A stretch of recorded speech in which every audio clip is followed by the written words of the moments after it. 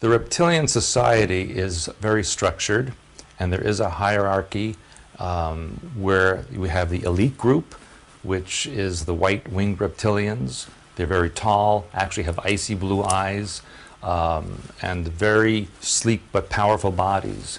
And then it works down all the way, 7 levels in at least the Draco Empire, to a workforce or drone-like reptilians, which are quite small, perhaps 3 to 4 feet high, very brown, scaly skin, not very intelligent, basically do what they are told.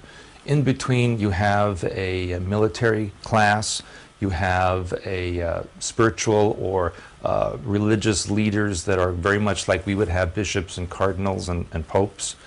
They also have an intellectual caste, and then a general mass of people.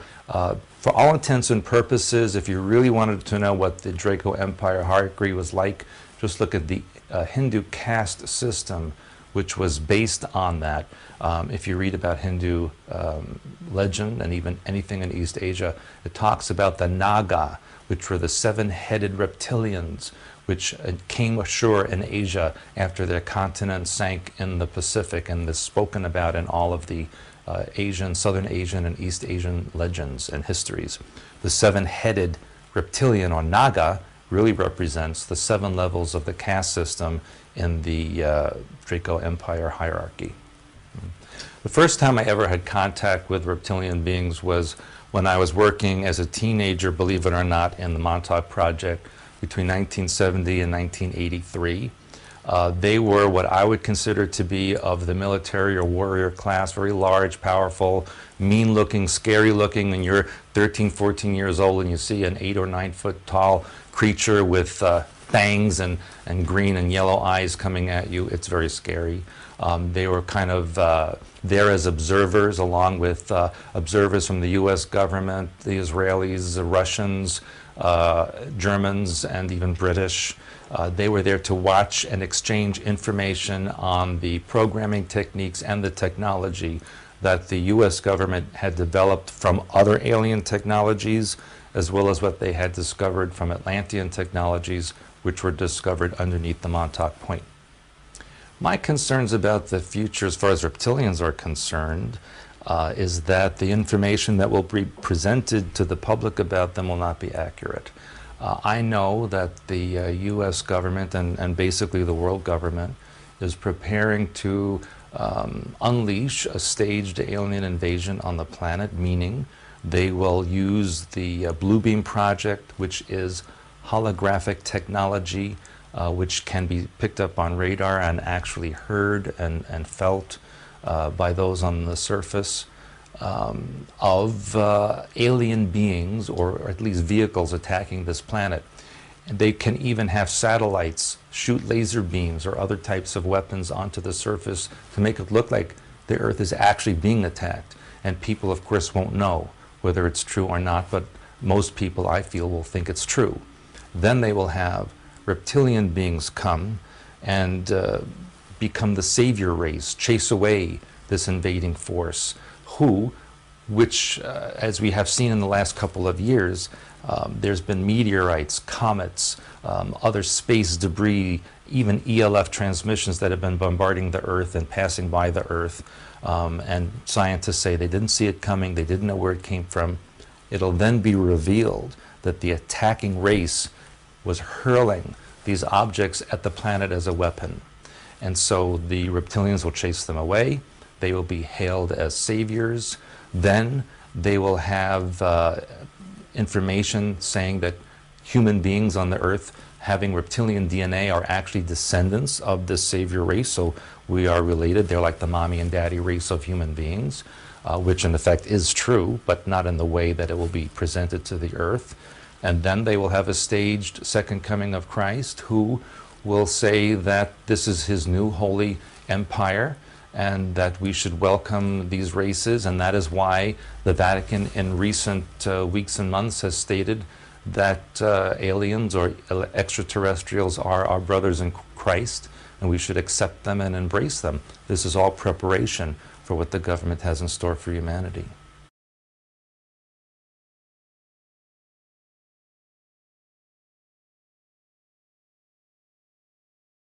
describe what they look like?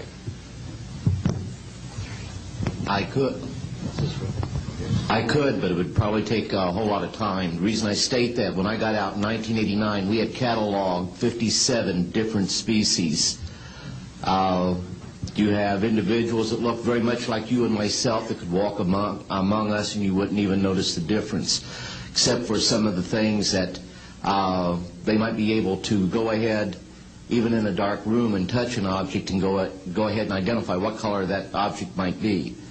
They would have a heightened sense of smell, sight, hearing. The situation is that you have various types of what we normally call grays. We didn't call them grays in the military, but you had at least 3 types of the grays. You had some that were much taller than we were. The unique thing that I'd like to point out for the most part is that the entities that we did catalog were in fact humanoid. Now this created a situation where the scientific community was trying to figure out why that would be the case, because you would expect that if life evolved on other planets, that they would take on some type of other being, so to speak, not necessarily look humanoid or be bipedal such as we are. But apparently we got quite a few of the species out there that are humanoid in appearance, and that creates a question that yet has to be answered by science. Yes, and as I call on you, please state the news agency that you were with. Yes, ma'am. Deanne Davis with United Press International. Could you please address the vehicle that there was a drawing displayed of? Why would this vehicle be on display at an air show? What is the power source that you are asserting is going to be so very useful? And how can you determine that this vehicle is not something that is being developed, by a government agency? In fact, I think that was the testimony. This is an alien reproduction vehicle, and just to be clear, this means that it is based on advanced anti-gravity and zero-point energy propulsion systems. Those are the propulsion systems. They are being manufactured by a consortium of companies that include Lockheed Martin, Northrop, SAIC, and other corporations. They do have superluminal capacity, in other words, faster than the speed of light capacity. I think Mr. McCandlish and other witnesses that he's identified could go into more of the technical physics of it. I'm just a country doctor from Virginia, I tell people. I mean, really. And but this is actually what is the reason it's called alien reproduction vehicle, is that it's based on the study of extraterrestrial vehicles, but it is manufactured by human military intelligence, aerospace contracting arrangements. And this is very important. It means that we, Homo sapiens, have the ability to access this so-called zero-point field of energy, which is the ambient field of energy from which all matter and energy is fluxing, and can access that energy and generate all the power we need to run this planet without fossil fuels or pollution. Do you have any direct evidence, though, that this, I mean, we're talking about the same government that so appropriately named a snooper program Carnivore. So just because it's named the alien reproduction vehicle, considering the history and the questions that have been existing for such a long time about flying saucers, I mean, do you know, is there any direct reason to believe that this is actually derived from technology? Any of the witnesses who can attest to that? And how would this, a propulsion system, a rocket engine doesn't necessarily translate into electricity? The reptilian stands between 7 and 8 feet tall and, as expected, has the look of a reptile. They too are erect standing bipeds. The head is slightly conical in shape and has 2 bony ridges riding from the brow across a back-sloping skull. There appears to be no bridge between the eyes.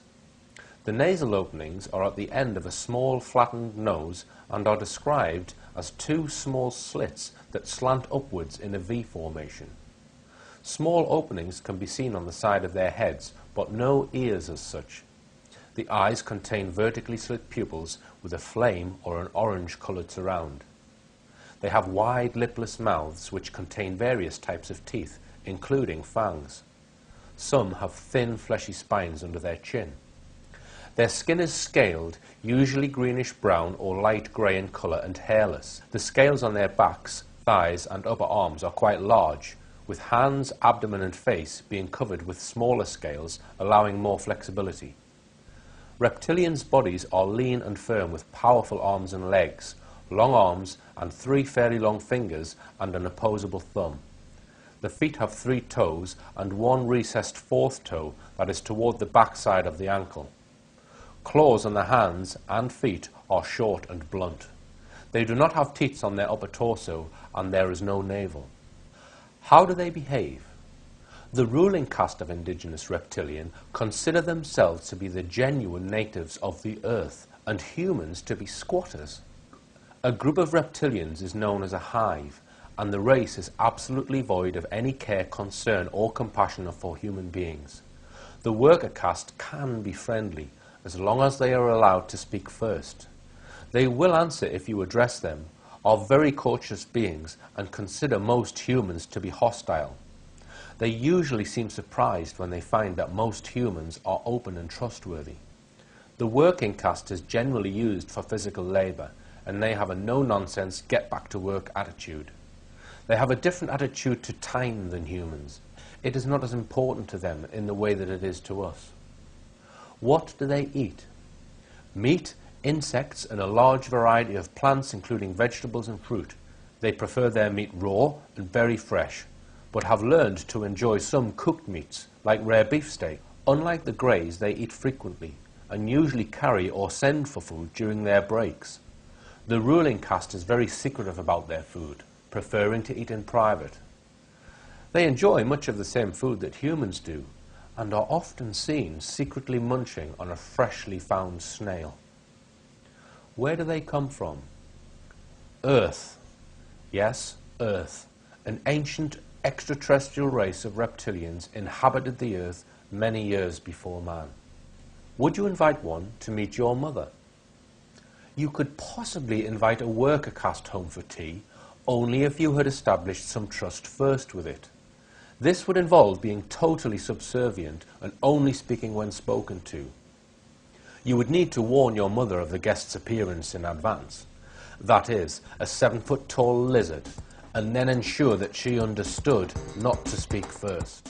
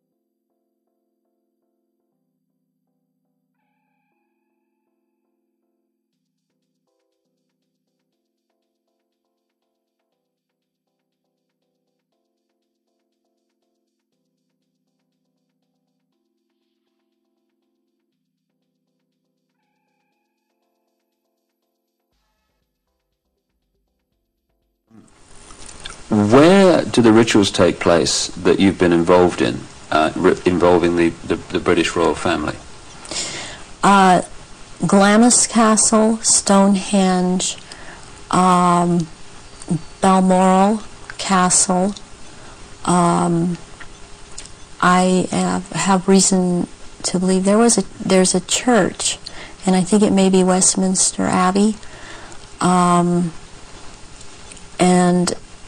there is a Mothers of Darkness castle or chateau in Brussels, Belgium. They've been there too. And also in France, the Marquis de Libero Pindar has a castle in the Alsace-Lorraine region of France. And I believe it's in the Alsace region. That he uses, and there are certain rituals done at that castle down in the dungeon part of that castle, and there's an entrance down there to underground places in the earth, and there is natural formation of rocks that kind of glow green, and they keep menstrual blood in that formation, and this green glowing from these rocks actually turns the blood a darker color, and it's called black blood, and it's used in certain rituals. But there are also, they keep small, there are smaller, less developed little reptilians that are kept down there. They're kind of pets. But one other thing that's also down there, there are eggs.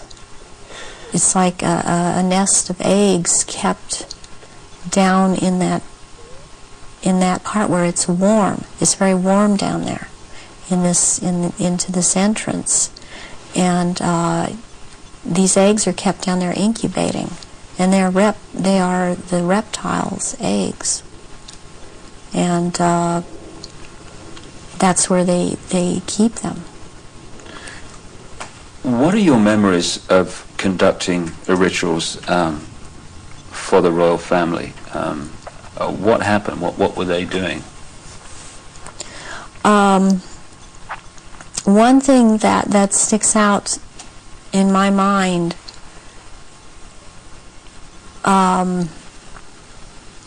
is that there was, before, this was back in the late 70s. This was before Charles was married to Diana. He was involved with Kamala Parker Bowles, and she does not shapeshift, but she became pregnant by Charles, and she produced a baby, and this baby was presented at the ritual and killed, and that is the price, the firstborn between these two, and eventually these two will marry, and that is the price that is to be paid, the sacrifice of the firstborn between a union of these two people. And I've seen that there. Something else that sticks out in my mind is that it was around the late 80s that I saw a very kind of dark man he was Arabic. It seemed to be Arabic or Egyptian, and I heard the name Fayed being mentioned, and the Queen Mother was there, and I called her the Black Queen, and she and he were talking very seriously and at some length about a subject. They were mentioning Diana, and they were mentioning his son, Dodi, and at the time I didn't know who Dodi was. I knew who Diana was. I never saw her at any rituals. Where did this conversation take place? This took place at Balmoral Castle. And I heard them talking about a marriage between these two, and I thought at the time, well, she's married to Charles. How can there be a marriage? She's married to Charles. I didn't understand why the Queen Mother and this person that I now know to be Dodi Fayed, because I heard Fayed, Muhammad al-Fayed, talking, and I'd seen them together at I saw them at Balmoral Castle. I overheard the conversation at Balmoral, but I'd seen them also at Mothers of Darkness Chateau in Brussels, and they were talking about a union between Diana and his son Dodi back in the late 80s, and I did not understand at that time, because I understood Diana to be married to Charles. I knew that she was married to Charles, and they had 2 children, and they were about to have another. And the Queen Mother, all I could pick up was that for some reason that there was a malevolence towards Diana. And Diana I had never seen at a ritual. I wondered what she knew about all of this. What have you seen the royal family do, the Queen Mother, and the other people you've seen in the rituals? What have you seen them do? I've seen all of them drink human blood and consume human flesh, and they have their own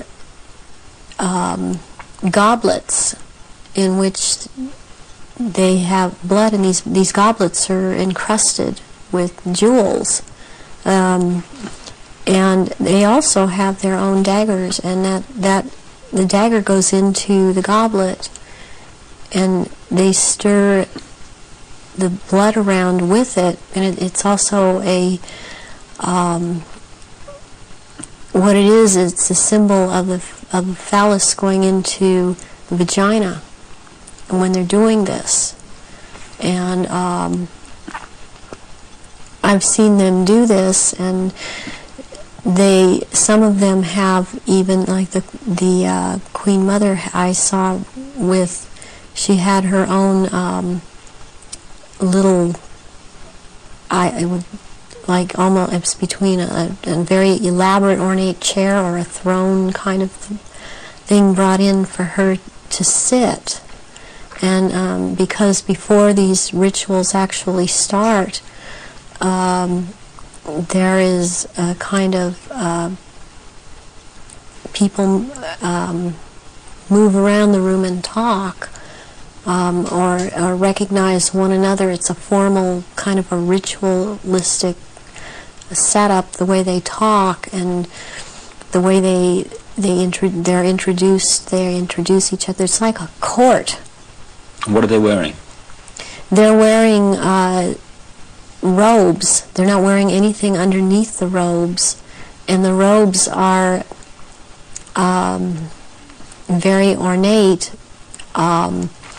They all have, the one thing in common they have is they have a red color like blood, and some of them have purple, and they have gold kinds of lines running through them. They have the Merovingian symbol of France, the fleur-de-lis, and there are jewels that are sewn in at certain points on these robes, and they wear these robes, but they don't wear anything underneath the robes, because what is going to happen, what the rituals are all about, they're going to shape-shift, and they can't have anything on under the robes.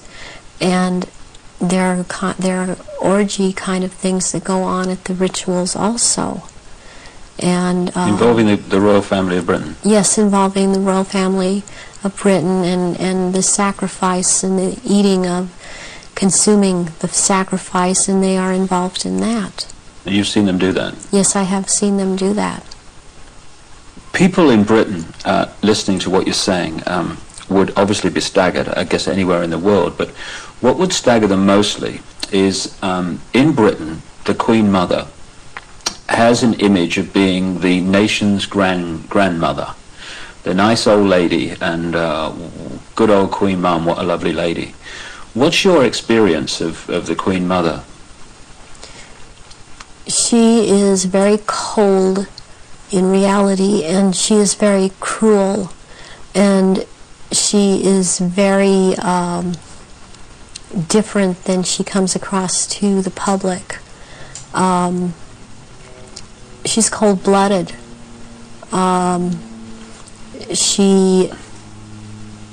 If she feels that you are someone beneath her, even in the Illuminati, that you're at her equal or your station is above her, she will not speak to you, she will not recognize you. She obviously, from what I see, enjoys consuming human flesh. It's sickening. The one person that she seems to be afraid of is Pindar. People would also look at the Queen Mother's elderly, frail stature and find it very difficult to see her taking part in rituals and doing anything, if you like, active. Do they go into a different state in terms of age and strength and all these other attributes when they actually shapeshift?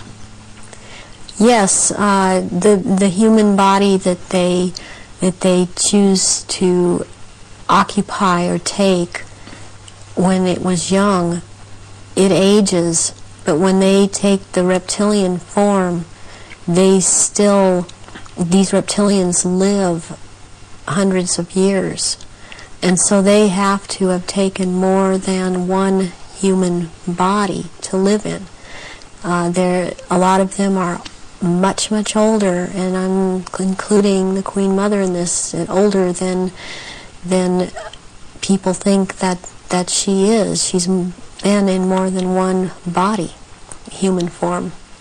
And when the time comes, if it is time for her to go on, it has been chosen that she still has, it's known that she still has life or years to go, again, she will be put into the body, the essence of her, and the reptilian form will go, or the essence of her will go into another body that is also has the ability to shapeshift into reptilian form. One of the pure reptilian human bloodlines. Yes. What happens when, take the Queen Mother as an example, what happens when they shapeshift? I mean, what do you see?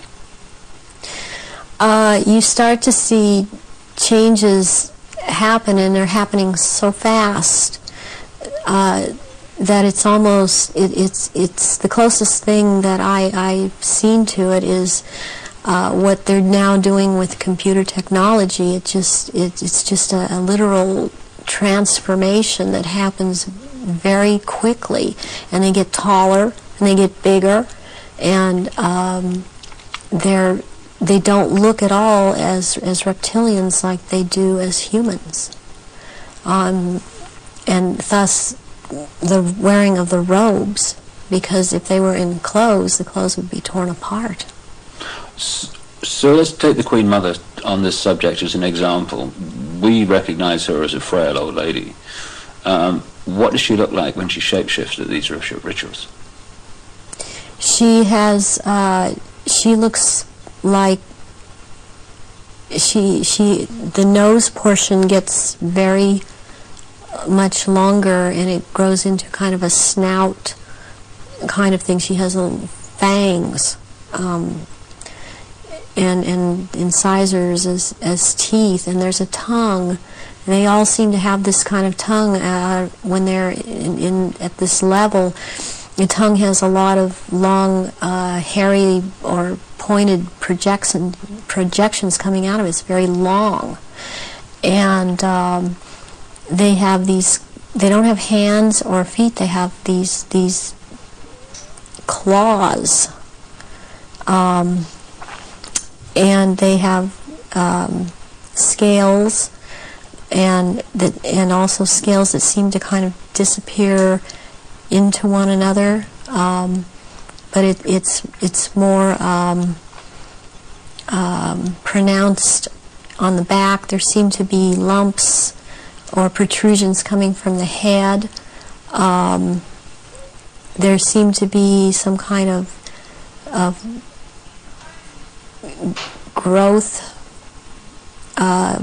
appendages at where, you know, on the back, and they seem folded, and not all of them have that.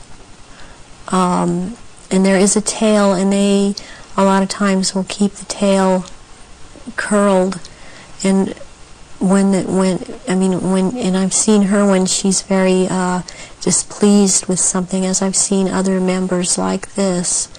This tail is whipped around, very agitated, and they do, and she hisses. What color are they? Which one in particular? Take the Queen Mother as an example. She's kind of a beige color on the underside, and by the time you're going up around to the back and the tail and the top of the head and on top of the nose, snout, whatever, it's coming to a very they're dark speckles or large speckles of dark browns, and the eyes usually they're large. They look like they're very round, and they look like they're coming out of their sockets, and very protruding, and usually the color ranges from a beige to a gold to a dark greenish gold, and then there's this dark slit up and down, a vertical slit, and and the eyes will look hooded, and when they look hooded, it's a very frightening thing, because it seems that when the eyes are hooded, they're about to do something. What do you mean by hooded? The lids come down, and it's almost, I guess it would be the same thing in a human as an expression of someone's got an idea. And how tall are they when they shapeshift? They're just about 7 feet tall. Some are a little shorter, or to a foot shorter. Some are a little bit taller than 7 feet. So what would the Queen and Prince Charles look like in their reptilian form? As to height? As to general appearance? Charles resembles in both ways, in human form and in reptilian. He resembles Pindar. He's shorter, though, in reptilian form than Pindar, but the way that the reptilian, the nose shapes into the snout at that point, and the jaw becomes the underpart. It's very much like Pindar, and his mother doesn't look quite the same as he does. But what does the Queen look like? The Queen, she's darker, not quite so pale. She's darker. All over, she doesn't have the amount of I would call it freckling. It's more like a gradual, like the skin is gradually getting darker. It's more smooth. And she does have the lumps up around her head and down the tail, the spine. Charles has the tails down around the spine, and funny enough, he has the protrusions from the skull in the reptilian form, where about or above, right above where it seems like his ears would have been. What is it about the rituals that allow the shape-shifting to happen? When the victims are starting to be sacrificed, it's the scent of the blood, and they start shape-shifting at that point in time, and they can hardly wait to get to the blood. It's like they're addicted to the blood, and then the consumption of human flesh that follows. What have you seen the Queen or any of the royal family do in relation to that? Have you seen them sacrifice and consume human flesh? There are certain times when they will actually do a sacrifice, or there will have been someone doing a sacrifice, and it's not happening fast enough for them. So they will step in and finish it themselves, because the sacrifice the ritual has to be gone through. It's sacrificially, ritualistically, it has to have been gone through, and they will step right in and just start tearing the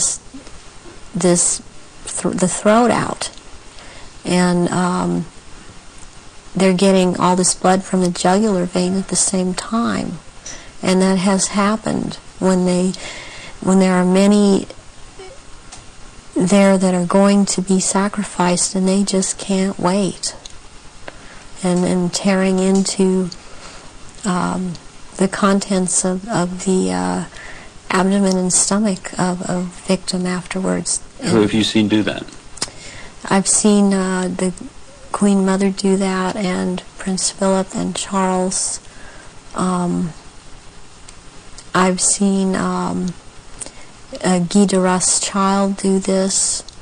It seems that I've seen it more among royalty, or so-called royalty, do this than people that are not titled. That they don't seem to. They seem like it feels like they don't dare, but they shape-shift nonetheless. But it's like the royals that step in and just start tearing away, as they can hardly wait. How long can they hold the reptilian form in these occasions? During the rituals, it's much easier for them to hold their reptilian form. They can stay in that form. What it is that they have a hard time holding their human form. And as long as they're around blood and the scent of blood, they can't hold human form. Right. Where do you think the story of Diana fits into all this, in terms of the ritual that you know about and the royal family background that you know about? What was all that about? What happened in Paris? Diana was a ritual sacrifice because she's named after a goddess, Diana. She was chosen from before birth for the purpose of which she served. I understand and very well, and am very empathetic towards Diana, because in a way it parallels what happened to me, to have served your purpose, had 2 children, and then be tossed aside. And to her horror, though, she obviously never attending a ritual, she knew something was happening, and she knew what was going on, and could not be trusted to be at a ritual anyways. I don't think that Diana would have attended a ritual. I don't think that they could get her to cooperate in this because she actually saw for herself that this was going on after she married Charles. Was there any way, when Diana was married to Charles, without attending a blood ritual, that she could have seen him or one of the others become a reptile? They have a tendency when they're asleep to shapeshift, and they have to consciously hold their form, and when they're asleep they have a tendency to not hold human form and to shapeshift into reptilians, and there could be other things that happen. You know, I'm thinking about the times that Diana would have gone through a menstrual period. Well, that would have also really triggered some of these people in the royal family that are reptilian around her to want to shapeshift, or any woman, any human woman in that household that would be having a period, that scent of blood would tend to cause a momentary shapeshift. What was the whole, what appears to be a ceremony surrounding her assassination? What was that about? The rumors that she was pregnant, the Egyptian Dodi Fayed, and the place where it all happened, which is an ancient sacrificial site to the goddess Diana. How does all that fit together in the rituals that you know about? Okay, the crown aspect of the goddess is Hecate, and the day of Hecate is on August 13th. And what is very prevalent in this with the Illuminati and what they've done with the Druidism and other and Egypt, the Egyptian religions, is they like to mirror the numbers. And so as like, for example, with the goddess Isis, her number is 18. When you mirror it, it's 81, and that is the number of the sister of Isis, Nephthys. And Nephthys was considered the evil sister to Isis. With Hecate, what I think happened here is that she was sacrificed, and it was a very important sacrifice because 3 people died, and it was a picture of the triad of Isis, Osiris, and Horus to them. Horus being the unborn child of Dodi Fayed that Diana carried and was 3 months old, which is another very important fact, a number that's important to them, to be 3 months old. Sacrificial babies are taken in utero at 3, 5, and 7 months. And when I heard about this was a deal that I understood now had gone down. And she had to die in that tunnel because that tunnel's the passageway for Diana, the goddess. And she died at the 13th pillar again because of Hecate. And she died on the 31st because it's the mirror image of 13. And my understanding of what I get inside of me, and because I was told by Baron Guy de Rothschild last beginning of February when he was in this country, and he was there to try and reprogram me again and impregnate me was that he was in the tunnel that night. He had to be there because not only was it a ritual death of Diana, this was also about taking her soul. And he was taking the soul of Diana, which no one else there could do. Whoever was present there could not do it. He could do it. And he was in France. This is the hypnotic stare you talk about. Yes. And drawing in the breath. And he had to be there to do this ritual killing, this ritual murder. This would mean that the ambulance team and a doctor that arrived within a minute of the crash coming the other way must have been in on this whole deal, or at least the people in charge of the ambulance team. From your experience of the kind of people involved in this Illuminati satanic network, do you think that's possible, that they could set that up? Yes, I do.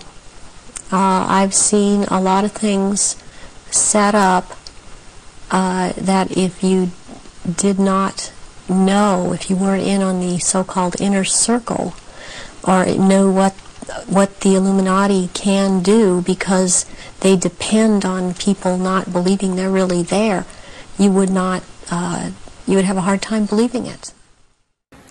I personally, I brought David Icke to America. He was in America because I brought him here personally. Yes. And so I'm saying that I am totally convinced, beyond a shadow of a doubt, for myself, that there are such things as reptile aliens. Though I have never seen one, thank God, but I totally believe they are here. Not because of David Icke, not because of Crito Mutwa, who I love listening to, wonderful, fascinating man. David Icke has done great stuff. But I believe there are reptile aliens here because of my own personal research.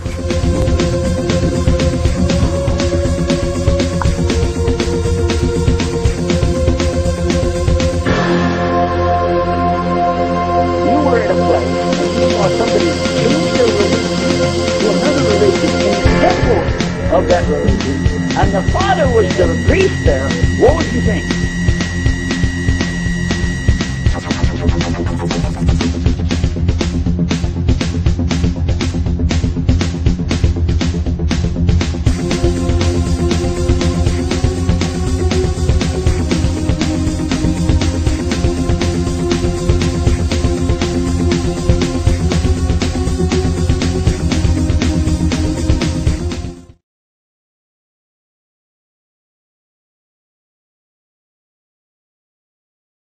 Taken part in these rituals that you've conducted. You say you've conducted them in Europe and the United States. Can we start with the United States? Yes, I have seen at rituals, I have seen George Bush, I have seen Madeleine Albright, I have seen Henry Kissinger, I have seen Ronald Reagan, and I have also, by the way, seen his wife, Nancy Reagan. I have seen Hillary Clinton before I knew she was Hillary Clinton at the time. At these rituals, she is involved. The other people that I have named and are, as I have seen shapeshift into reptilians. I have not seen Hillary Clinton actually shapeshift, but she is involved. I have seen the two sons when they were young, the two sons of George Bush present at these rituals. Are these the sons that have become governors? Yes, one is in Florida and one is in Texas. I have seen, did I mention Jay Rockefeller? And he shapeshifts. I've seen George Deukmejian and Ronald Reagan again, having been governor in California. There have been people such as Newt Gingrich I saw, and I didn't know at the time that he was Newt Gingrich. I recognized that he was Newt Gingrich when Clinton came into power, and after he was, Newt Gingrich was then elected Speaker of the House. And I was horrified to realize that this man was also there. All of this has affected me to the point I don't vote. All of these people seem to all be connected to the Illuminati, and I don't feel like being part of having anything to do with them. Presidents like Carter and Ford and Clinton. I've seen Ford there. Gerald Ford. Gerald Ford, yes. Are they all reptilian bloodlines? I haven't seen Carter shapeshift. You've seen him at rituals, have you? Yes. Gerald Ford, I have seen shapeshift. And Johnson also. Lyndon Johnson. Lyndon Johnson.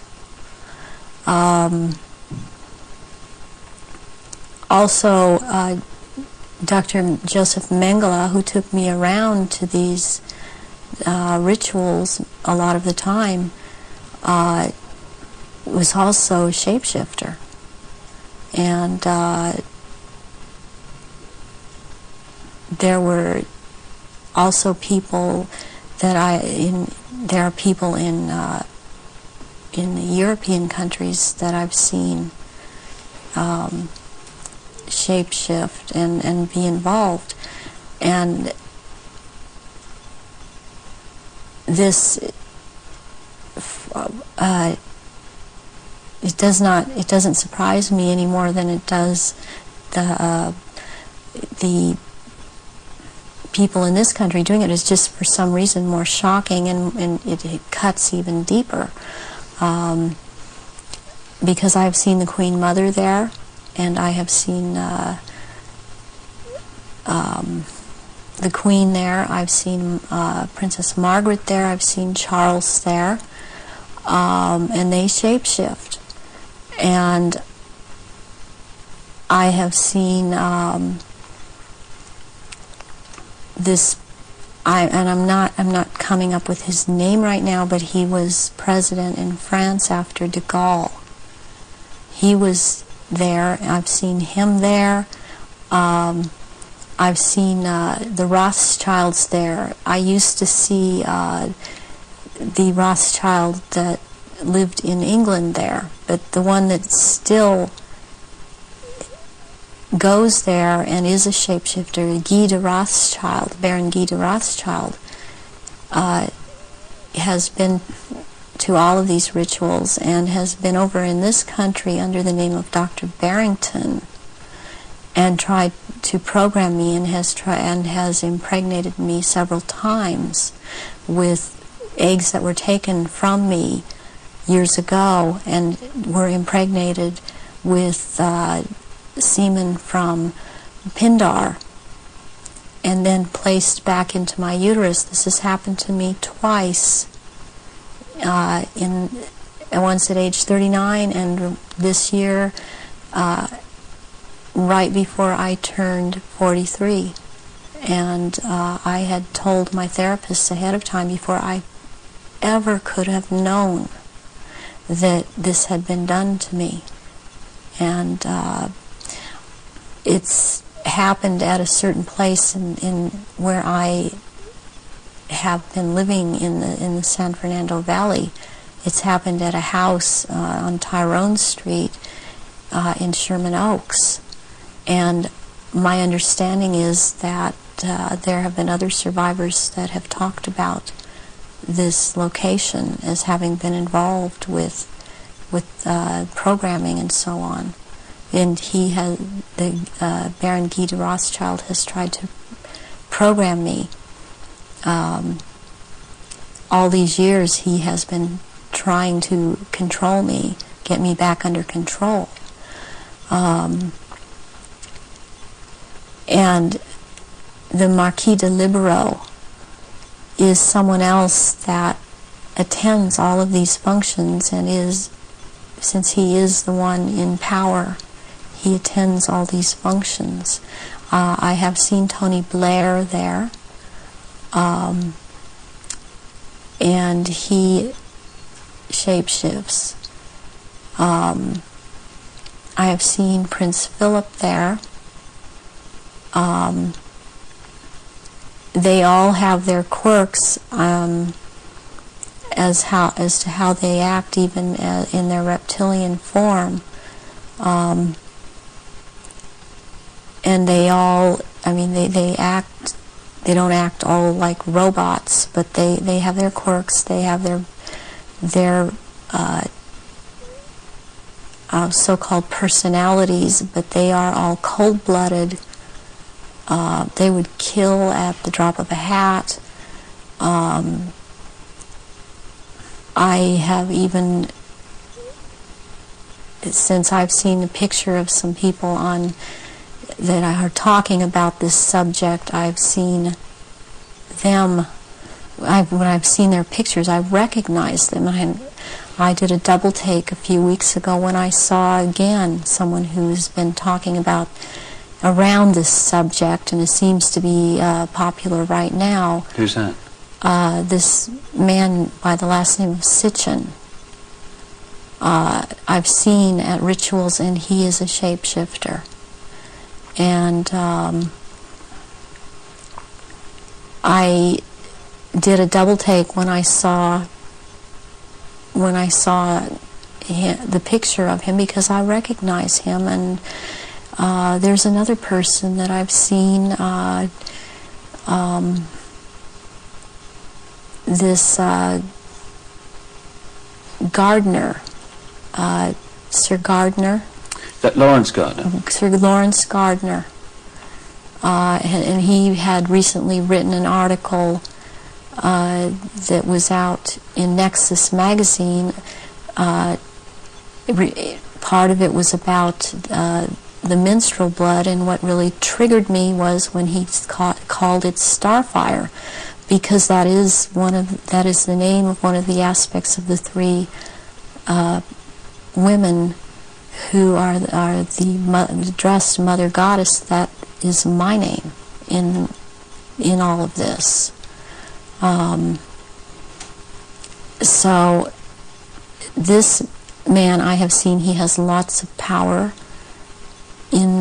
within this sect of reptilians, and he's someone that you would want to watch out for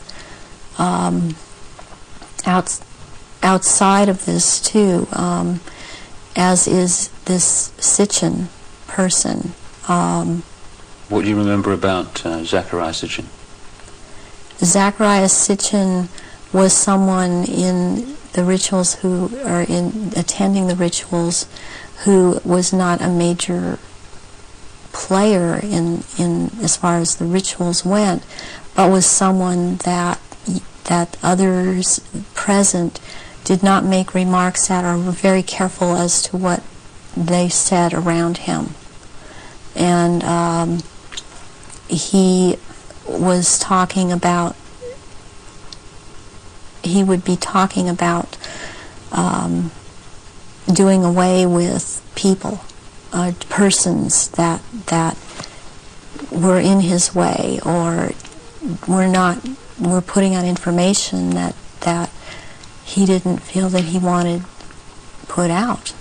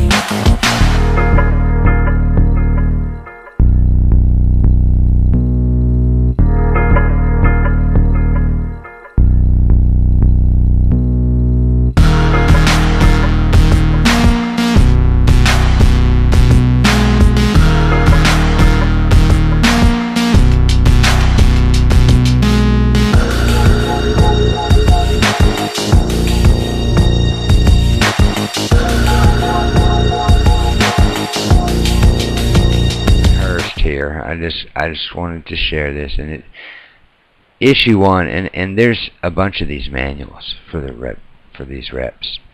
100 and something here. Let me look completely here. We've got 198 manuals. Okay, 1 to 198. Here's just some of the titles. Paranoia, the 198th manual. Paranoia, the starting point. Reptilians, Part 199. Do unto others, but not unto me. Reptilians, Part 198. Blaming choice for who I am. Tired eyes. The tapestry of your life. Reptilians. Drooping eyelids and resonant possession. Okay, projection possessions, resonant energy possessions. Exploring the negativity of ourselves, Part 2. Exploring the negativity of ourselves, Part 1. How do I stop feeling this way? Why do I keep feeling this way?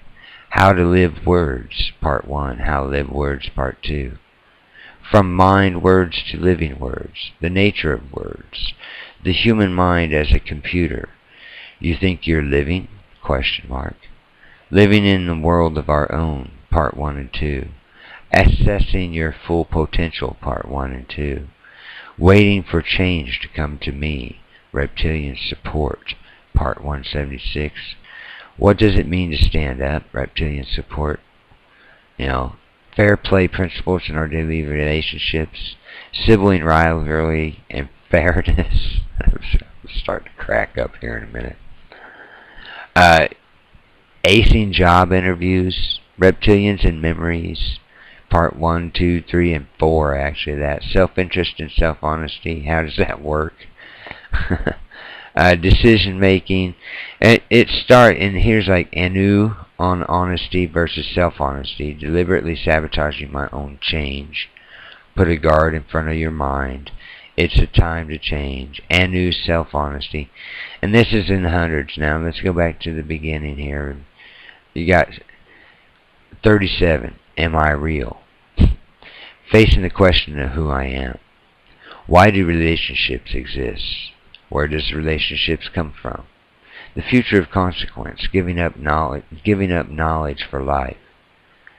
The split between two worlds. My fear of loneliness or aloneness. Here's the Reptilians, a visitor. Be still and know I am God. Breathe the answer to life. Relationships as illusion of control.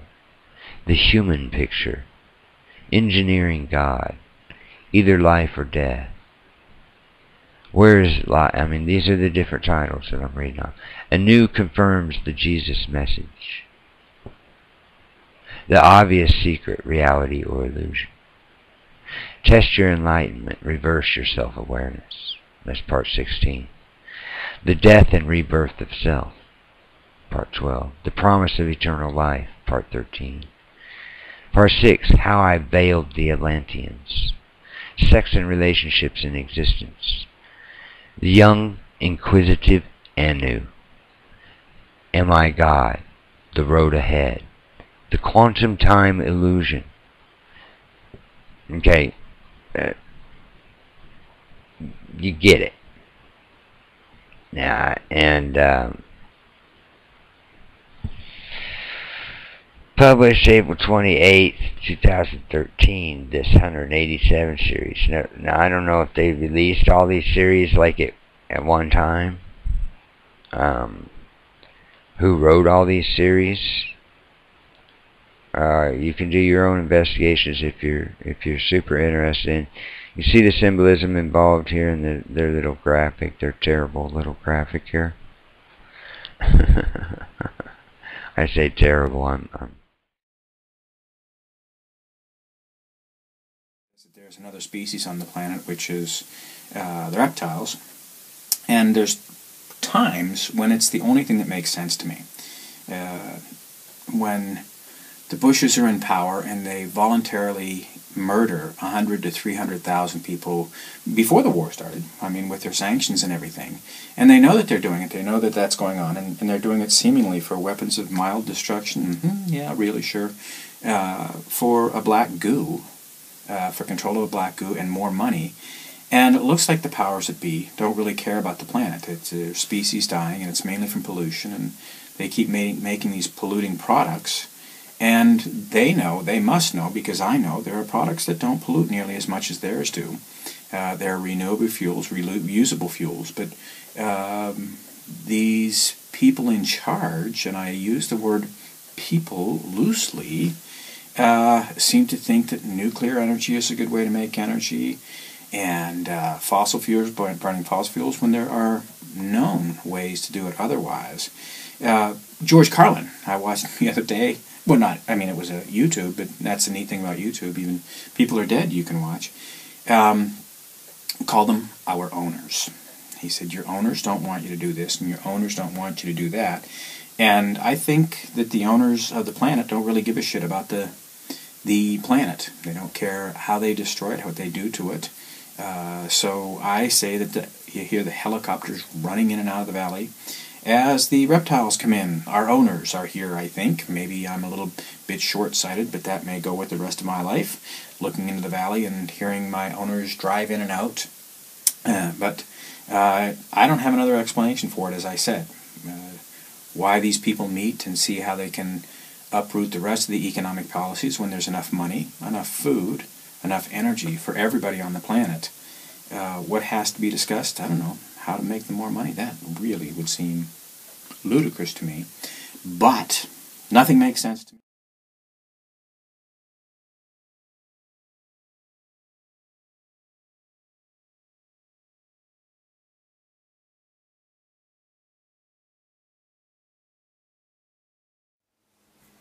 For all you people who believe in reptilians, lizards and serpent people, historically I can tell you this, that the word Messiah literally means the lizard king in Demotic or Pharaonic, and apparently there are quite a few people in various religions around the globe who wait for the return of the Messiah or lizard king. So, as a historian, I cannot tell you if the reptilian theory is correct or not, but historically, I guess I can live with it, because the enemy within is very, very real, and they're not like us. So here we can see on his head the thing for the circumcision again. There, see. So apparently the circumcision thing has to do with the with reptilians, or in this case Sobek, of whom I will tell you more in a minute. The word Christ is Greek and means exactly the same thing as Messiah in Hebrew, namely the anointed one, as it was an old Hebrew tradition to massage the feet of their kings with oil, anointing. The ancient Egyptians, of whom all monotheistic religions come from, had their pharaohs also massaged with oil, namely crocodile oil, extracted from crocodile fat. You see the snake there? And you see how long their hands are. That's real pharaonic. That's one of the things by which you can recognize them. Well, watch Obama's hands. They're just like Obama's hands. These are like the hands of Obaton Ama. And guess what the pharaonic or demotic word for crocodile is? Msha, M-S-S-H, as in demotic, just as in Hebrew or Arabic, only the consonants are being written.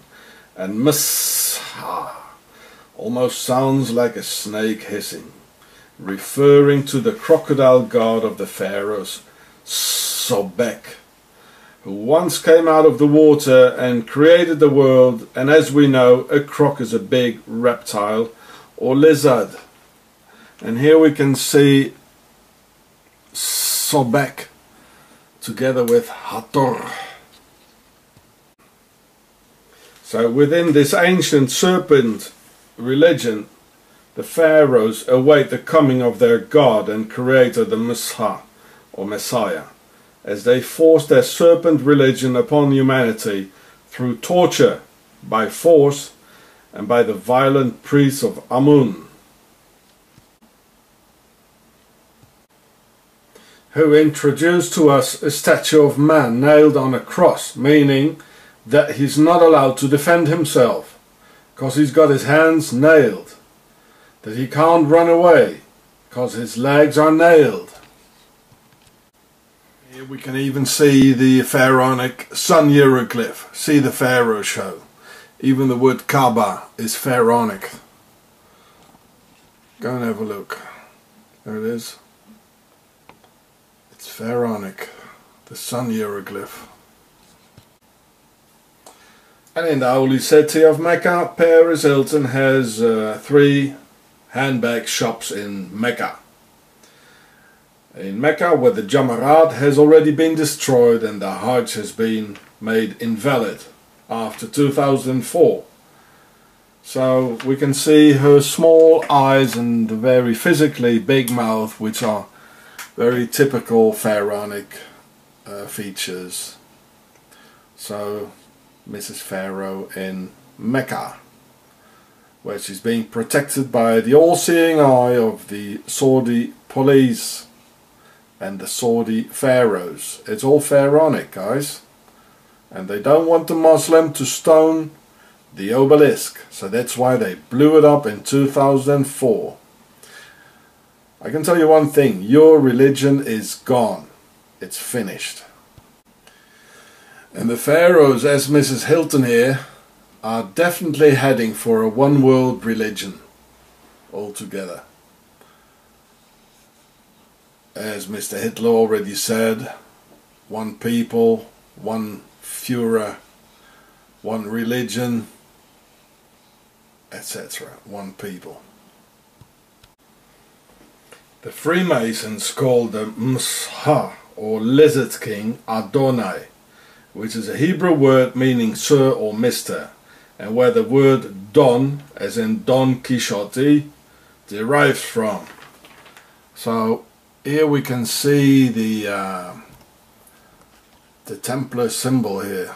Look, there it is. As we can see on all the tanks, as the of the NATO, you know, in Iraq, and the Israeli army has it as well upside down, next to Horus. So this is the symbol of the statue of Horus. Yeah, well, and the Masons, they came out of the Templars and founded Switzerland, their base. There's no doubt that we are not from this planet, because we're not adapted to it at all. We have to put on clothes, otherwise we're cold. We must cook and boil everything, otherwise we can't digest it. And we must put on shoes and socks on for not hurting our soft extraterrestrial feet. And there's no evolution either, otherwise we would have furs and claws. No, we're not from here. Our creators have most probably been conquered by the ones who fight others from the inside by infiltration, who have Octagon, Switzerland as their base, and who await Messiah, Msha, the Lizard King. As a historian, I don't know if the lizards are here. The enemy within, though, is very real, and there are a lot of historical proofs that the lizards are there, and a lot of religious proofs as well, among others the word Messiah, Msha, which means crocodile, and the Lizard King.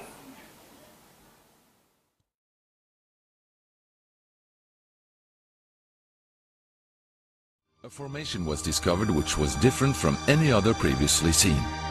From the ground it looked like a tangled mess, wisps of crops spread around in no system. However, in the evening with growing shadows, a picture appeared, unmistakably that of a face. That picture represented a whole new technique, a screen technique, the same that's used for printing a picture on paper. 3 days later, the face was joined by something that looked like a data strip. Rows of counters made out of standing and flattened crop. But soon an astonishing similarity is discovered. In 1974, the astronomer Carl Sagan composed a message that NASA sent into space from the Arecibo telescope in Puerto Rico. Binary figures which constituted a graphic code presenting key factors about humans and the planet we live on. 27 years later, an identical pattern appears in a crop field right in front of a similar radio telescope. However, on closer inspection, it seemed to show that the code contained some fundamental differences. Sagan's message explained our calculation system, the dominant chemical substances within the elements that create life on Earth, about our DNA code, humans' height and quantity, and that we live on the third planet in our solar system, and lastly, a sketch of our radio telescope. The message received described the same calculation system, but that silicon is most dominant in life forms in contrast to carbon. The drawing also clearly shows a humanoid figure with large head in relation to its body. It's also explained that they have an extra string in their DNA, are approximately 4 feet tall, inhabit the third, fourth and fifth planets in their solar system, and have a population of around 21.3 billion. Underneath, the telescope has been replaced by something more complex. 1 year earlier, a strange crop circle had appeared in the same place. Is this the same illustration as in the sender's code? Is this the correspondence radio telescope?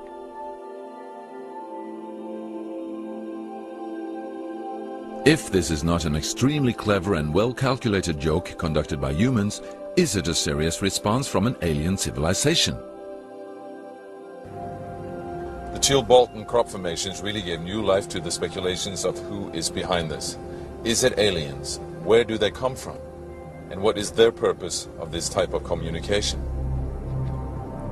The following year, very nearly on the same day, a new picture appears that gives new force to the alien theory, this time in Crabwood, near the town of Winchester in Hampshire. Once again we see a face, but this time there is an unmistakable resemblance to something extraterrestrial.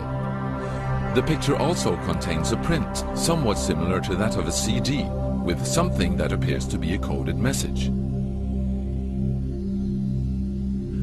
This formation also has a new type of design, this time with horizontal line patterns of variable thickness, similar to that of a TV picture. The message on the disc is similar to a spiral band built up of many boxes. But data expert Paul Weige manages to decipher the message.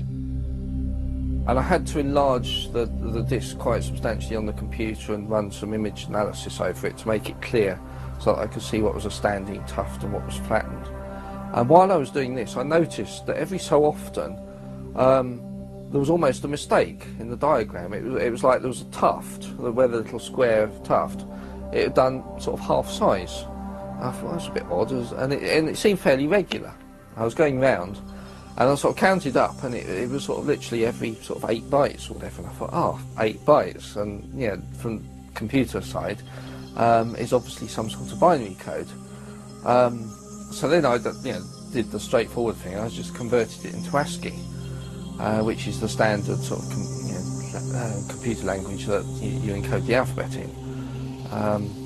And of course I then started to get words forming out, and I thought, I'm getting somewhere here. So I then did the whole thing for the whole lot, and got this message. The message is in English and reads as follows: Beware the bearers of false gifts and their broken promises. Much pain, but still time. There is good out there. We oppose deception. Conduit closing. Many have been surprised by this message. Are there aliens with such faces that we should be aware of? Or is this a picture of the sender?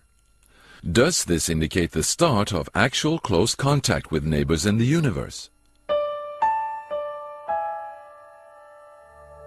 My own, and this is only a hypothesis, belief about this, is that there's an effort of the extraterrestrials are gradually trying to communicate with us, a very slow process, giving us a lot of time to digest the fact that we may not be alone here.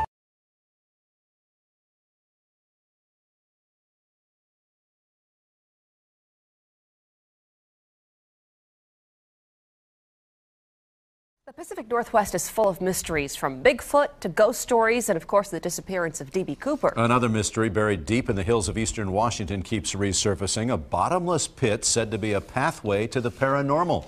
KOMO4's Denise Whitaker heads east in search of the hole.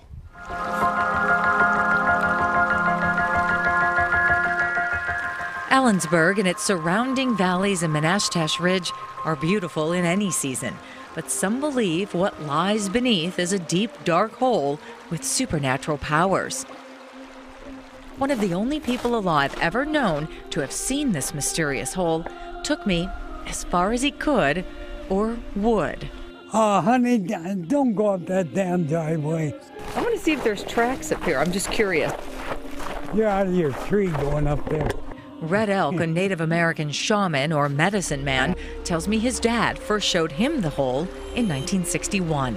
He said, this is an endless hole. He says he's been back many times and that strange things happen every time he goes near it. And people get it confused with what I call the devil's hole. Many locals claim to know about the hole, but it didn't really become a phenomenon until 1997, when Mel Waters went on the Coast to Coast radio show with Art Bell. As usual, I brought the dogs with me. They wouldn't go anywhere near the damn thing. Waters said the hole had a 3-foot stone wall around it. It seemed bottomless to him, so he used an old shark fisherman's trick, sending thousands of feet of fishing line down. What I did is I sent down a roll of lifesavers. Lifesavers? Yeah, so when it hits the water, the lifesavers will dissolve. But the lifesavers came back up whole, no water. So how deep was this hole? Waters said he believed it descended miles into the earth, and he says he's heard strange stories about its powers. The one guy claims that he threw his departed canine down into the hole. He swears the dog actually came back to him. When Mel went public, that's when the trouble began. But why? Now I'm going public on this. Red Elk claims the government has a secret base there. It's an underground base, a very small underground base.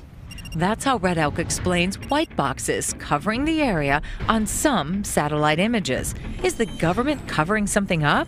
Red Elk says he's also witnessed alien activity at the hole. A huge spacecraft, one, will appear and hover over the hole. That, he says, happens during summer solstice. They unload and then they load, and then they take off. God help the things that they load. Alien spacecraft? Dogs that come back to life? I went to the Northwest Museum of Legends and Lore seeking some answers. Well, I believe there is a hole. But Philip Lipson's never seen the hole, even though he's led expeditions to find it. Well, I think it's actually a true event, just something that's never really been totally uncovered. And to this day, no one's been able to find it since that famous radio conversation. It was mildly sensational, and then it just mushroomed, completely out of control. Ellensburg Public Library historian Milton Waggy says the phone rang off the hook with all kinds of stories about the hole, some explainable, some not. He's still trying to solve the mystery of what happened to the library's file on Mel's hole. Well, it just disappeared, which lends itself to the mysteriousness of Mel's hole. You know, did Mel take it? Did it just sort of rise out of the locked file cabinet? You never know. You know, there might be a hole out there. Question is, can any of us find it? Denise Whitaker. Which is the smartest creature on the planet? One creature thinks he's the smartest because he put a man on the moon. Okay, so some think that rocket scientists are the smartest. Actually, I'm going to blow you away with some new information. There is someone who is much smarter. In fact, rocket scientists look up to this group because they have gone way past putting a man on the moon. They built 7 colonies in our solar system. I know what you're thinking. They're aliens, right? No, they're not aliens. They're native to the Earth. And I'm going to show you a photo of them. Meet Lacerta bilineata. This is a reptile of the family Lacerta and genus Bilineata.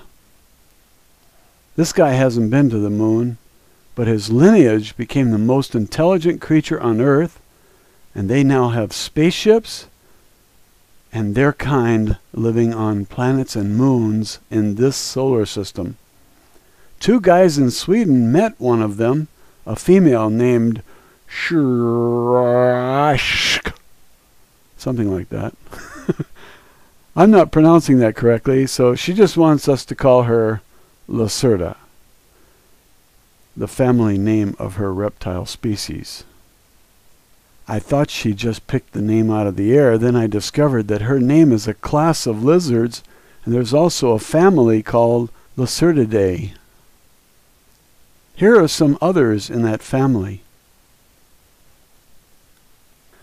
This is Lacerta agilis. And this is Lacerta viridis. And here's Lacerta, the intelligent lizard, which has established 7 colonies on moons and planets in this solar system. She does not allow herself to be photographed, so these young men had to sketch her image with pencil and paper. 7 colonies on moons and planets in this solar system. I think that's an amazing achievement for a lizard. But it took them 65 million years to achieve it. These 2 Swedish men recorded their conversation with her, asking many questions, and they took the time to write it down for us so that we could also benefit from their serendipity. I read those questions and answers and made videos so you can enjoy the entertaining exchange between them. You can watch the videos on this YouTube channel, and you're welcome to copy them and put them on your own channel if you care. The series is called Lacertophile 1 and Lacertophile 2, and there are several parts to each. I don't know what happened to the 2 Swedish guys. She might have eaten them. She is carnivorous, but likes her meat cooked, and she enjoys apples and oranges too. I'd love to see her tongue. Thanks for watching. I found this British coin when I was in Calais some couple of weeks ago. And look here. It's 1 penny. Here we can see a reptilian feet here. Now why do they put some reptilian feet on it?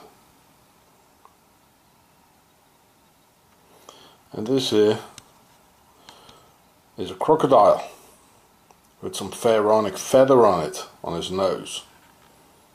Now why would they do this? And well, if I look at the other side, well, here's the old crocodile.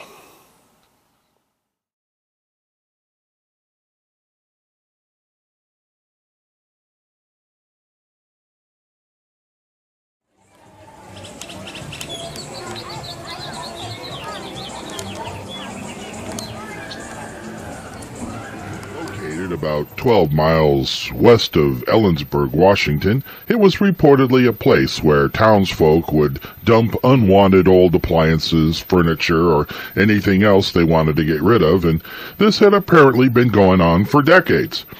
Yet, in all that time, it never filled up.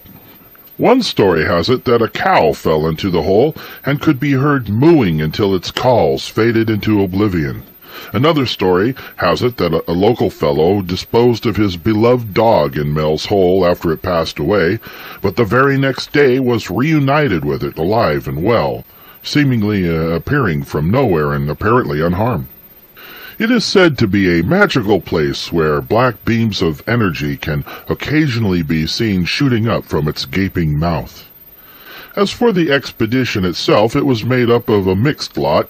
The leader of the group was Charlotte Lefebvre, who is the co-director of the Seattle Museum of the Mysteries, a museum specializing in paranormal science, which is another way of saying pseudoscience, which is another way of saying not scientific. Their guide was a Native American shaman called Red Elk. He is an inner circle member of the Hyoka Society, a keeper of the caves and the underworld, a member of the Red Web Society, an honorary member of the Cherokee Nation's Twisted Hair Society, and he is also known as Gerald Osborne of Ellensburg, Washington. His claim to fame is his reported contact with the reptilians who live underground and his wearing of a hunk of metal that he says came from an alien spaceship. Another claim to fame is his having been taken to Mel's Hole in 1961 by his father and subsequent visits thereafter. One other notable member of the party was Pat Pringle, a geologist with the State Department of Natural Resources, who went along just in case there was actually something out there of geological interest. There wasn't, and although the search for Mel's Hole had been an ongoing project for some 7 years prior and included the involvement of Red Elk, their Indian guide, nothing was ever found. The whole affair ended up as nothing more than a camping trip, with Red Elk telling stories about lizard people kidnapping women and taking them back underground to mate with. But what would cause 30 people to head out like this with anticipation of finding a local myth like Mel's Hole? To begin to understand this, we need to go back to the original telling of the popular story. That happened in February of 1997 on the Coast to Coast AM radio show with none other than Art Bell. Art's guest that night was Mel Waters, namesake for Mel's Hole, who came on to spin the tall tale of this deep topic. The hole, he claimed, was located on his property that he owned and was in fact deeper than anyone could determine. He recounted stories of local residents who knew about the hole and had been there many times, all amazed at the wonder of it all and the paranormal aspects to it. On the show, Mel told how he was determined to find out how deep this thing really was and how he set out to do just that. Buying fishing line and large 5,000-yard spools, he tied a 1-pound weight on the end and began lowering the line down the hole. Going through spool after spool of fishing line, he managed to reach an 80,000-foot depth. That's a tad over 15 miles deep, and still he hadn't hit bottom. Some years later, his stories were confirmed and added to, again on the Coast to Coast radio show, this time by none other than Red Elk himself, who, as far as I can figure, is nothing more than an average American white dude of European heritage who has a flair for the dramatic. And so, with the confirmation of Red Elk, the myth grew and grew until expeditions were launched in an attempt to find Mel's Hole. There have been others from town who have offered up locations for this mythical hole. Hell, I can too, as far as that goes. It's right here. 12 miles out, just over a bridge before the Manastash Road turns into dirt. But as it turns out, the hole is as hard to find as Mel himself. You see, the only time anyone had ever heard from Mel Waters is the one guest appearance on Art Bell's show. He never called again. Locals, who had been questioned by reporters, reported never meeting or knowing him. The county assessor's office reports that there is no listing of any property ever owned by a Mel Waters. In 1997, the Tri-City Herald reported that Waters was not listed in the county telephone directory or the register of taxpayers, and that authorities in Ellensburg were unable to find any evidence that he was a resident, thus calling into question whether he even existed. But if you are a believer in this, you can always find those in town who are willing to spin the tale for you and even make up some things if they think you'll bite on the story. They more than likely laugh about it later over a few beers. As far as the fishing line story is concerned, if you bother to do the math, you would find that regardless of the test weight of the line, the total 80,000 feet of it would be enough to cause it to snap under its own weight. Also, according to our friendly neighborhood geologist Pat Pringle, the temperature at 80,000 feet down would exceed 1,000 degrees Fahrenheit, more than enough to melt any fishing line. But all of this factual information was available since long before the expedition in 2002, with the only exception to reason coming from a medicine man wannabe French-Irish dude by the name of Gerald Osborne from Ellensburg. There had been some suspicious emails sent to Art Bell and George Norrie from someone claiming to be Mel. The emails told of government involvement, bribery, Mel's forced immigration to Australia, and kidnapping. But none of these could ever be confirmed to be anything but fantasy. Red Elk appeared on Coast to Coast several times after the original story. His own telling of the tale had evolved to include a large structure being built over the hole by our secret government and used to load and unload cargo into the underworld from reptilian spaceships. You know, it takes a certain kind of gullibility to believe those of questionable character to the point of promoting these whacked-out notions, as with Charlotte Lefebvre, who helped build the monuments such as the Seattle Museum of the Mysteries, being veiled as some church to the paranormal world of ghosts, unicorns, and fairy dust. No amount of logic or reason could stop her and her followers from traipsing off into the wilderness for some hand-holding kumbaya moment that means so much for the lost. And it makes guys like me wonder at just how little it takes for all of this to happen, and it confounds me how delusional some people can get, even when those in the same ilk, like Art Bell, can find suspicion in it. Didn't these people listen to the show? Where were they when Art Bell asked Mel Waters? Really wonderful water. Mel, you wouldn't be pulling my leg. This is Super Soylent, and thank you for watching.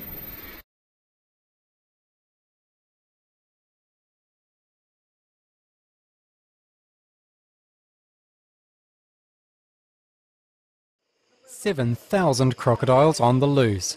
That could be the storyline for the next big Hollywood disaster movie, but this is a reality in South Africa today. 15,000 crocodiles escaped from a reptile farm earlier this week, and only half of them have been recaptured. Most are thought to now be in the Limpopo.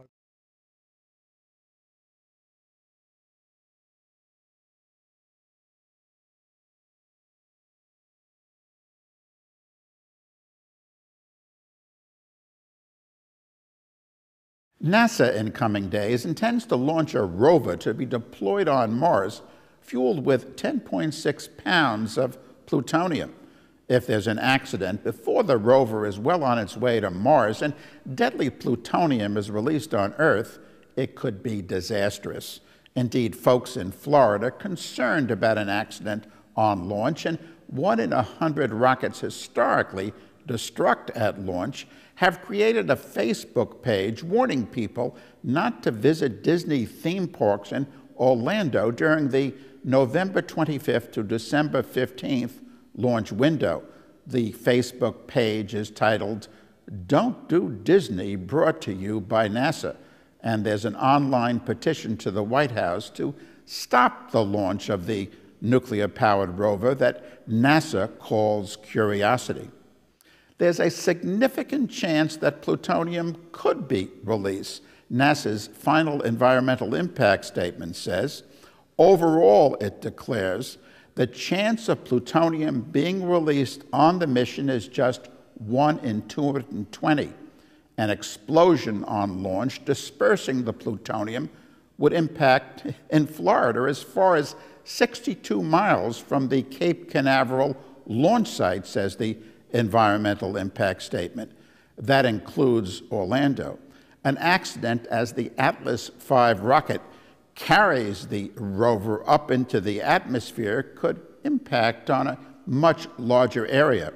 If there's a rocket malfunction or explosion and the Curiosity rover falls back to Earth, breaking up in the atmosphere, the EIS says people could be affected anywhere between 28 degrees north and 28 degrees south latitude. That's a band around the midsection of the Earth, which includes much of South America, Africa, and Australia. The cost of decontamination, up to $1.5 billion for each square mile of mixed-use urban area, says NASA in its document. The mission itself has a cost of $2.5 billion. Plutonium is the most lethal of all radioactive substances. 1/millionth of a gram inhaled can cause lung cancer. NASA, through the years, has sent rovers to the Moon and Mars, which have gotten their power for locomotion from solar energy. It says Curiosity needs nuclear power because it's to go to places on Mars without sufficient sunlight. The mission's aim is to try to determine whether there's life on Mars. Life on Earth is being threatened for that. As to NASA's claim that it can't use solar energy on this rover mission, it said the same thing about space probes sent beyond the orbit of Mars. They, too, needed nuclear power, said NASA, but this August, NASA launched the Juno space probe, powered by solar energy, to Jupiter. Accidents have happened in the U.S. space nuclear program. Of the 26 U.S. space missions using plutonium power listed in the NASA EIS for Curiosity, 3, the EIS acknowledges, underwent accidents. The worst occurred in 1964 and involved the SNAP-9A plutonium system on board a satellite that failed to achieve orbit and dropped to Earth, disintegrating as it fell. The 2.1 pounds of plutonium fuel dispersed widely over the Earth. Dr. John Goffman, professor of medical physics at the University of California at Berkeley, long linked this accident to an increase in global lung cancer. NASA had insisted then on nuclear power for satellites, too. With the SNAP-9A accident, it switched to solar energy on satellites. Now all satellites and the International Space Station are solar-powered. Meanwhile, NASA, the Obama White House, and SpaceX, one of the several corporations in which many of U.S. space activities have been transferred with the end of the shuttle program, are pushing for nuclear-propelled rockets, a return to projects NASA embarked on in the 1950s and 1960s. Although billions were spent, none of these nuclear rockets ever got off the ground, and the program for nuclear rockets was canceled, mainly out of concern of such a rocket exploding on launch or crashing back to Earth. And we would return to this dangerous scheme. If we're to explore space, let's do it safely and not endanger life on Earth. I'm Carl Grossman for Yeah, oh. 225 of them so far. 225 different people in the Ronald Reagan administration have either quit, been fired, been arrested, indicted, or convicted of either breaking the law or violating the ethics code. 225 of them. And Edwin Meese alone has been investigated by 3 separate special prosecutors, and there's a 4th one waiting for him in Washington right now. 3 separate special prosecutors have had to look into the activities of the Attorney General. And the Attorney General is the nation's leading law enforcement officer. See, that's what you got to remember. This is the Ronald Reagan administration we're talking about. These are the law and order people. These are the people who are against street crime. They want to put street criminals in jail to make life safer for the business criminals. They're against street crime.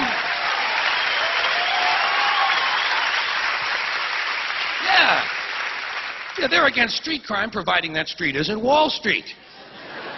And the Supreme Court decided about a year ago that it's all right to put people in jail now if we just think they're going to commit a crime. It's called preventive detention. All you've got to do now is just think they're going to commit a crime. Well, if we'd have known this shit 7 or 8 years ago, we could have put a bunch of these Republican motherfuckers directly into prison.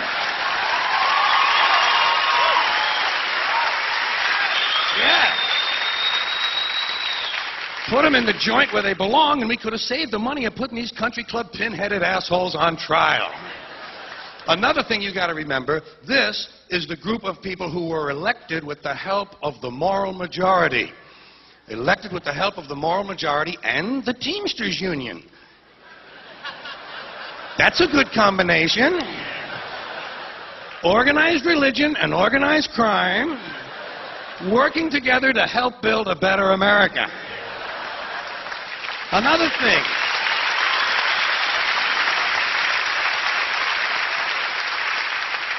Keep in mind, these Reagan people are the ones that were going to get government off our backs. Remember that? That was the rhetoric of the 1980 campaign. We'll get government off your backs and out of your lives. Yeah, but they still want to tell you what magazines you can read, and they still want to tell you what rock lyrics you can listen to, and they still want to force your kids to pray in school, and they still want to tell you what you can say on the radio. The FCC, the Federal Communications Commission, decided all by itself that radio and television were the only two parts of American life not protected by the free speech provisions of the First Amendment to the Constitution. I'd like to repeat that because it sounds vaguely important. The FCC, an appointed body, not elected, answerable only to the President, decided on its own that radio and television were the only two parts of American life not protected by the First Amendment to the Constitution. And why did they decide that? Because they got a letter from a minister in Mississippi. A Reverend Donald Wildman in Mississippi heard something on the radio that he didn't like. Well, Reverend, did anyone ever tell you there are two knobs on the radio? Knobs on the radio.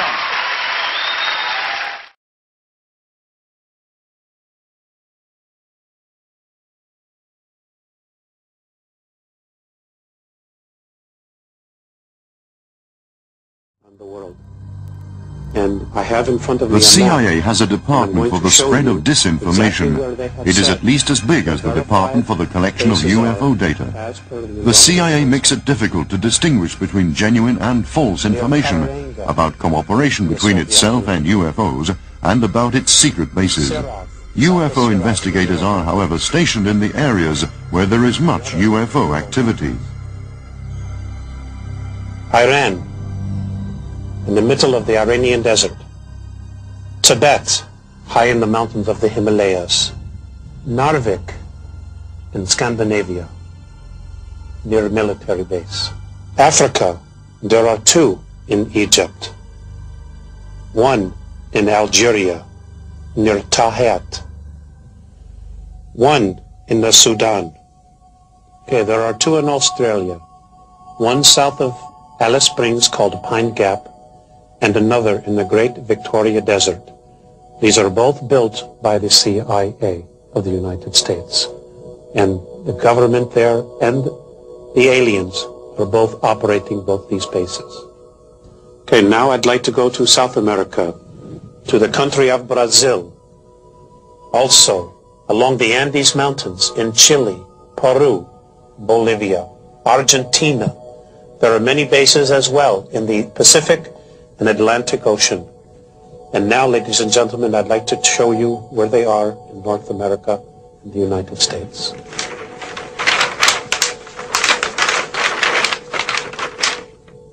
State of Montana, Red Mountain. In Nevada, Black Rock Desert. And the other in the Kawich Mountain Range, which is known as Area 51.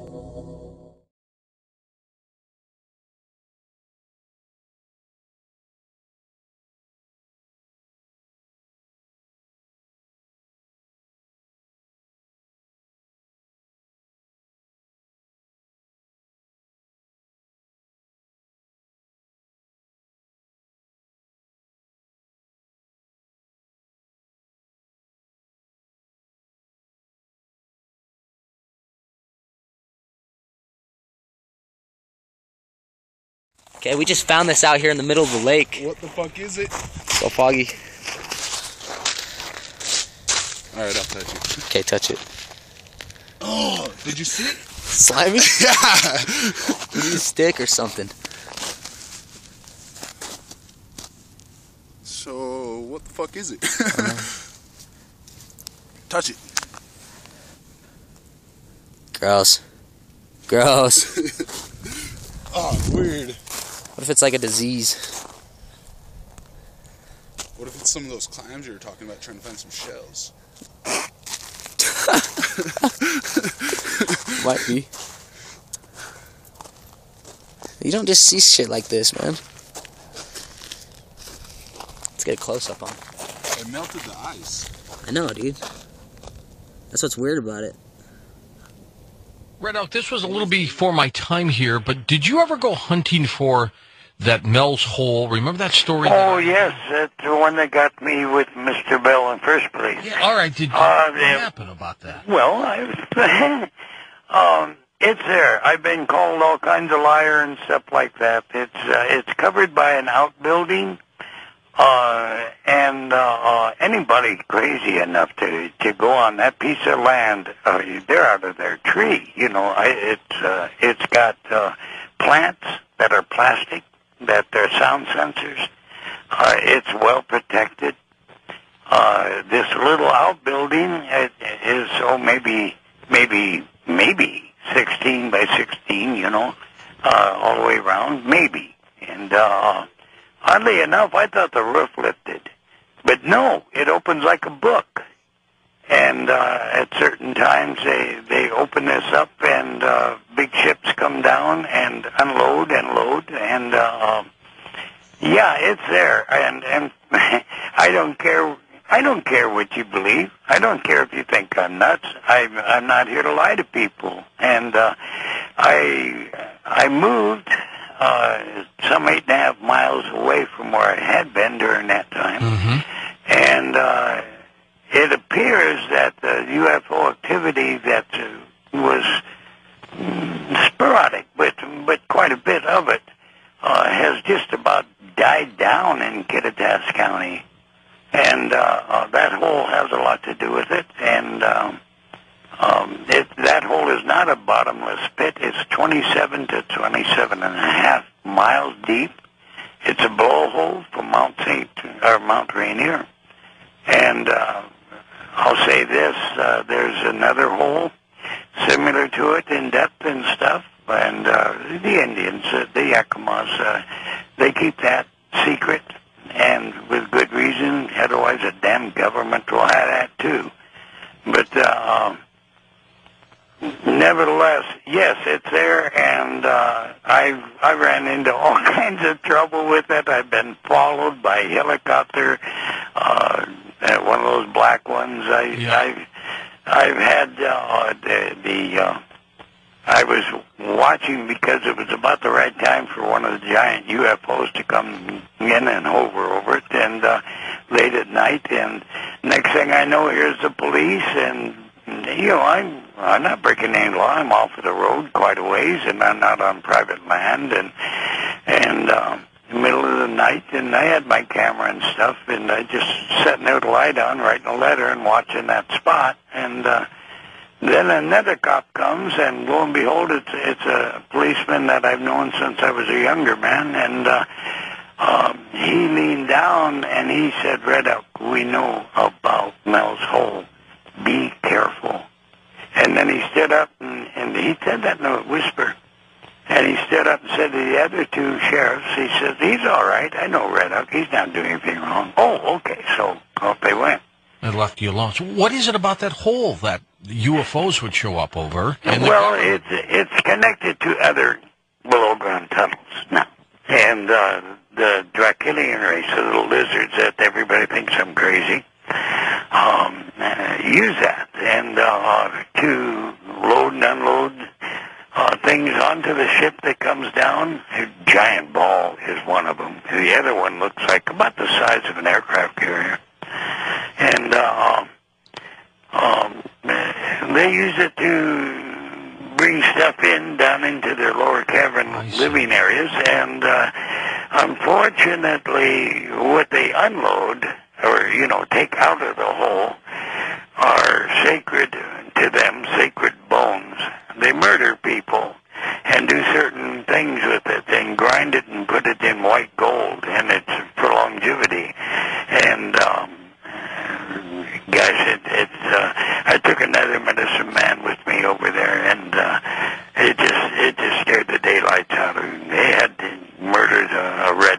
woman from Issaquah, I think. And these are actual looking lizard people. Yeah, they're people, and soul bears in that sense. They're our brothers and sisters. You know, we're not alone in this world of planetary systems or anything. But they're violent, I guess? Oh, yeah, they think they're God. If there's a God, they don't believe in it. And if there's a God, they're it. If there's a devil, they're it. They can do anything they want. And I've had my run-ins with them. And but they're very, very real. I told before getting a letter, it's sitting there at my desk at home. I ran across it just last week and pulled it out. A lady in New York or New Jersey, as a kid, she and her little brother and a bunch of friends snuck into an abandoned building and were playing down in the basement amongst the pipes, and they heard a noise and stuff, and turned around, and there was a lizard child. Oh. And they all took off. She literally said, "Red Oak, I'm ashamed to admit it.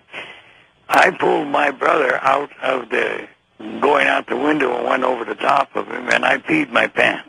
Oh, God. Red Elk, do they look human at all? I mean, do they have no human features at all? Well, eyes, legs, they walk on tail, and dragon, and they've got, their skin is basically scaly.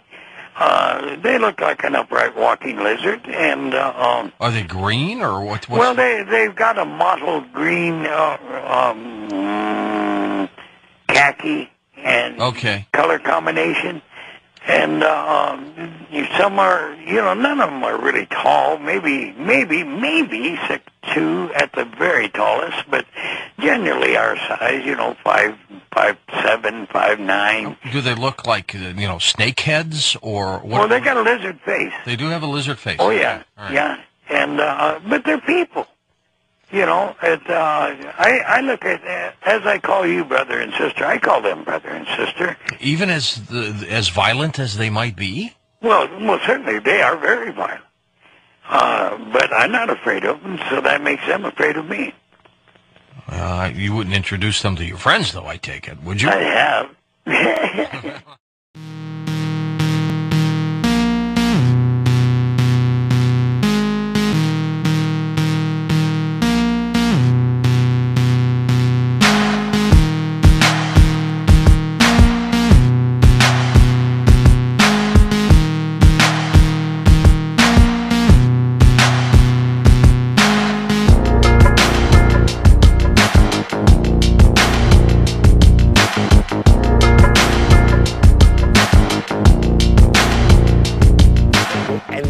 Swallowed whole by the enormous snake, who then went and had a bit of a lie down. Apparently that's going to keep him from being hungry for about a month, from what I was reading today. That's quite a dinner.